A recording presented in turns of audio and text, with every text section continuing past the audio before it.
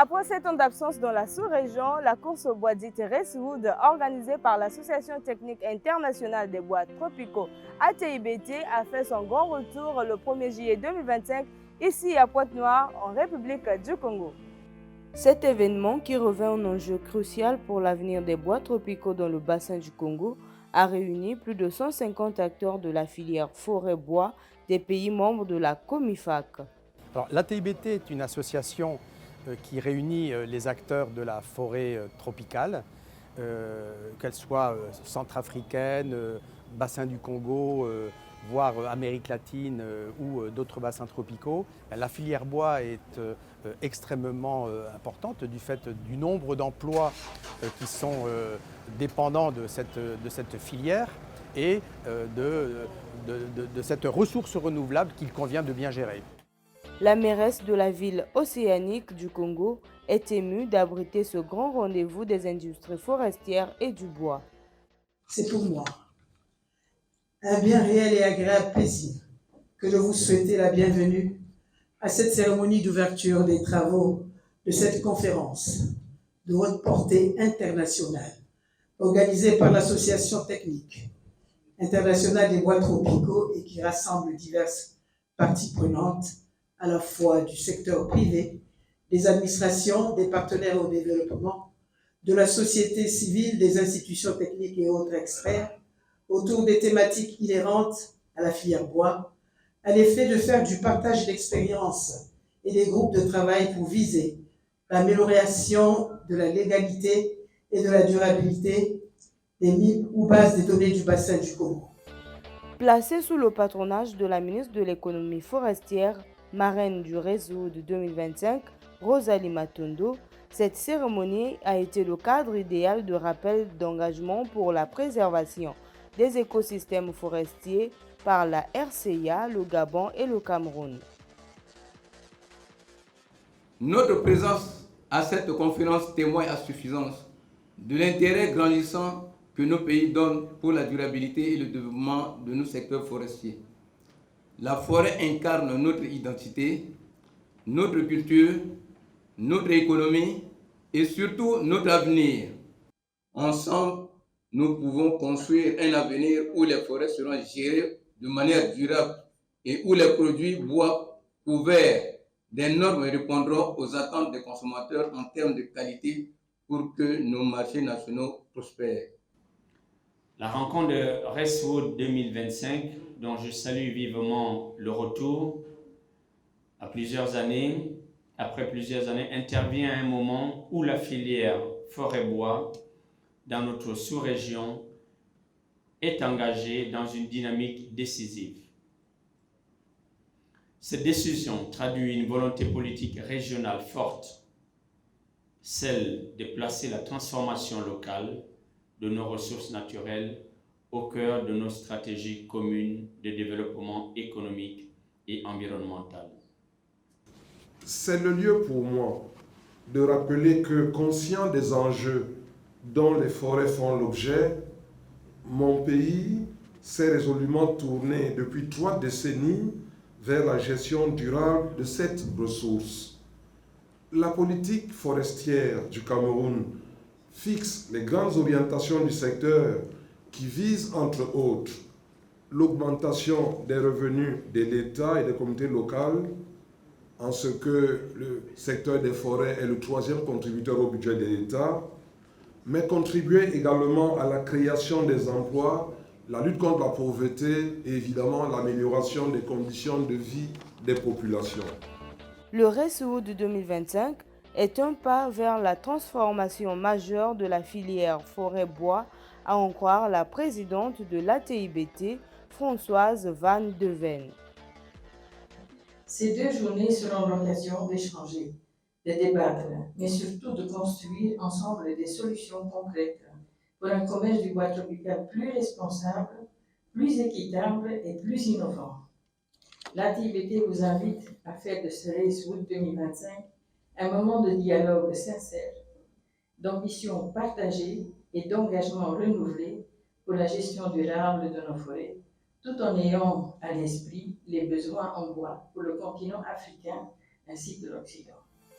Partenaire du Reswood 2025, la Commission des forêts d'Afrique centrale, COMIFAC, et l'Union européenne ont réitéré leur soutien dans le procédé de l'utilisation du bois légal et durable.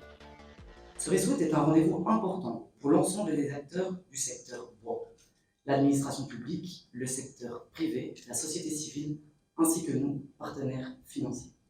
Et dans le cadre de Reswood, la COMIFAC ne voudrait pas rester en marge de cette initiative pour soutenir les efforts du secteur privé pour l'exploitation de nos ressources forestières, mais une gestion durable soutenue.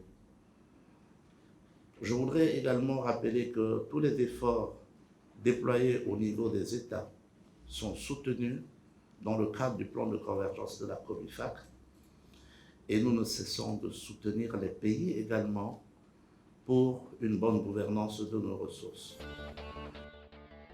Ouvrant les travaux de ces assises, la marraine du Reswood 2025, la ministre Rosalie Matondo, a rappelé la richesse forestière du Congo et les efforts fournis par son pays en matière de gouvernance forestière.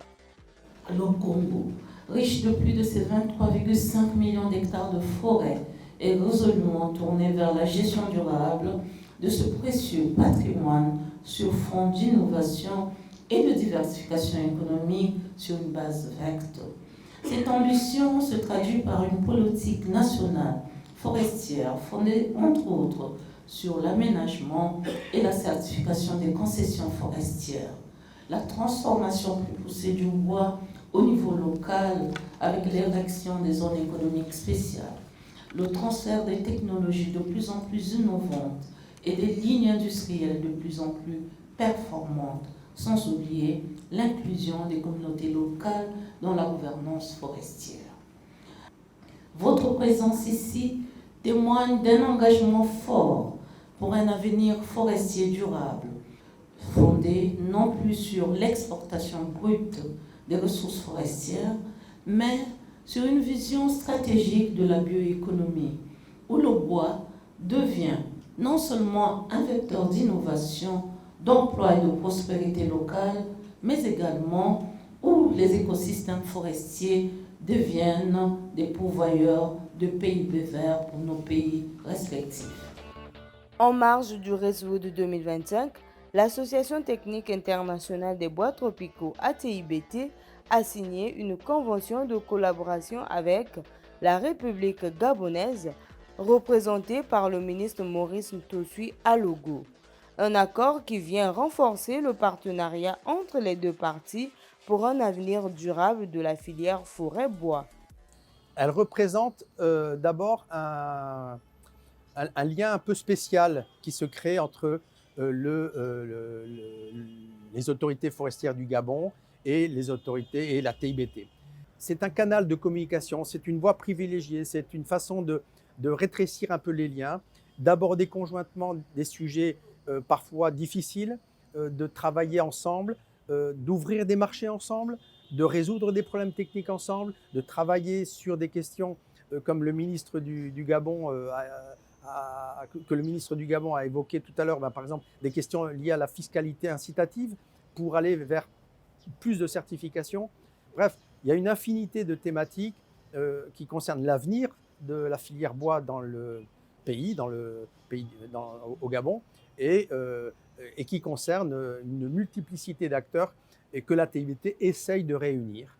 Donc c'est l'occasion essentielle de regarder ensemble quelles sont les potentialités en termes d'investissement, quels sont les partenaires qui peuvent continuer à nous aider à valoriser ce bois à travers les mécanismes d'investissement, les mécanismes de promotion. La TIBT est là pour ça. Et il faut aussi reconnaître que nous avons des jeunes talents qui sont dans la filière forêt-bois. Il faut leur donner la chance, l'occasion en fait de s'exprimer à travers Reswood par exemple, qui est la course au bois qui est en termes de compétition. Donc c'est tout l'avantage de cet atelier, de cette conférence. Donc valoriser. De la coupe à la transformation du bois, il y a des milliers d'emplois. Ces milliers d'emplois, on doit les faire connaître. On doit mettre en place des mécanismes innovants en termes de financement, en termes de promotion.